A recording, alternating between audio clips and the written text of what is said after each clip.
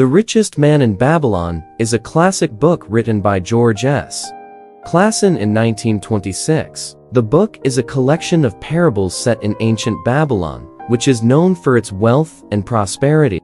The parables are designed to teach readers the principles of wealth creation and management, and they are still relevant today. The book is divided into several chapters, each of which tells a story about a different character in ancient Babylon. The characters include a poor man who becomes rich, a greedy man who loses everything, a man who saves his money, and a man who learns the value of hard work. Each story is accompanied by a lesson that teaches readers how to achieve financial success. One of the main lessons of the book is the importance of saving and investing. The characters in the book are encouraged to put aside a portion of their income each month and to invest it wisely. They are also taught to live within their means and to avoid debt.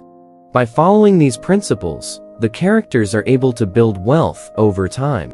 Another important lesson of the book is the power of compounding.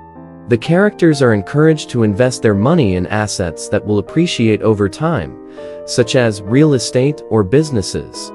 As their assets grow in value, they are able to generate even more wealth through the power of compounding.